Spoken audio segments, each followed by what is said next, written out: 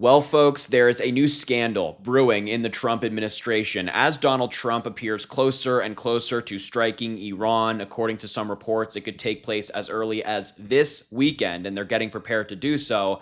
MAGA civil war has broken out. Many people in Donald Trump's base feel betrayed. He said, "No new wars, only peace under me." And now they feel as if Donald Trump is entering into a new war, a new foreign conflict, and MAGA has been pitted against MAGA. And the White House and Donald Trump are panicking over this division. So now they're trying to use MAGA influencers to set the narrative. They're reaching out to huge conservative content creators and trying to get them to quell any backlash. This is some explosive reporting from the Wall Street Journal, and I want to dive into it, all of it, with you right now. Let's start here. Donald Trump's political base is splintering over the prospect that the U.S. could join Israel's assault on Iran, and the White House is trying to quell the backlash. In recent days, White House officials have quietly reached out to MAGA influencers, according to people familiar with the matter, aiming to explain Trump's possible shift away from a diplomatic solution. So they're trying to sell these MAGA influencers, which many of them will just fall in line,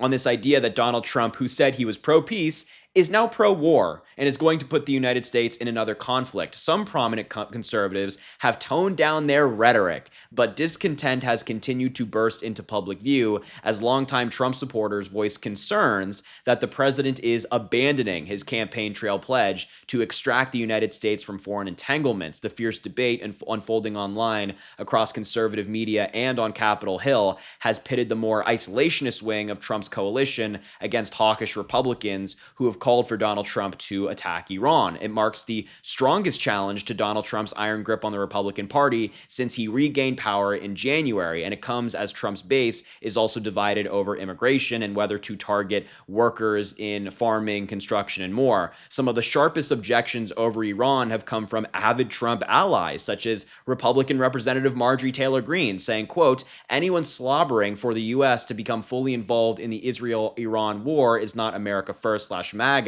She wrote on X, appearing on former Republican Matt Gaetz's television show, former rep, quote, "A Middle Eastern war will pull America back 20 years. Matt Gaetz, a Trump ally, also said in an interview that he believed Trump won't drag us into a war, but he added that Donald Trump rescued the Republican Party from the doom of neoconservatism. I think it's a fair question to ask those folks who want to entangle themselves in an Iranian war.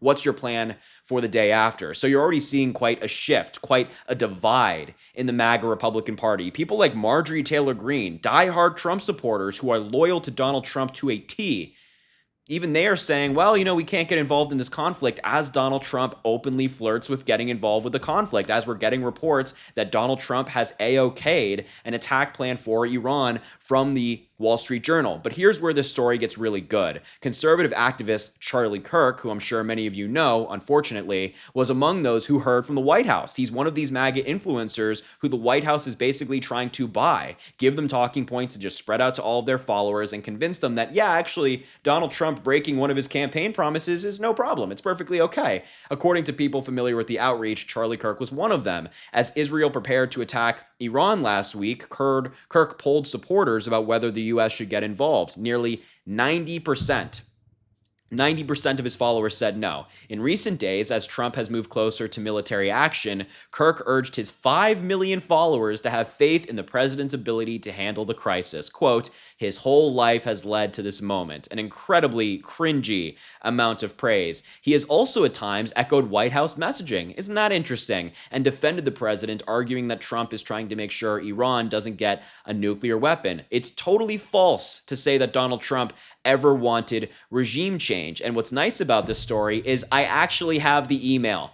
This is the email that was sent out to conservative influencers with talking points to get them to buy into Donald Trump's shift. The shift away from pro-peace to pro-war. It says, "Good evening," and it includes the rapid response tweet that Donald Trump has never wavered in his stance on Iran. And then they include a bunch of different clips, a bunch of different quotes from Donald Trump that they can send out to their followers and have them convince them that actually Donald Trump is right on this issue. And if you just scroll Charlie Kirk's Twitter page, you can see that his messaging is almost identical to that of Donald Trump in the White House. For example, this one one right here. The regime change war machine in DC is pushing for an all-out blitz on Iran. Donald Trump is exhibiting incredible restraint. He's practically begging Iran to lay down their weapons and make a deal. No nukes in exchange for peace and prosperity. Trump is not Hillary Clinton or Barack Obama. He genuinely wants Iran to succeed and thrive. No one knows what Trump will decide, but Iran would be wise to take a deal. So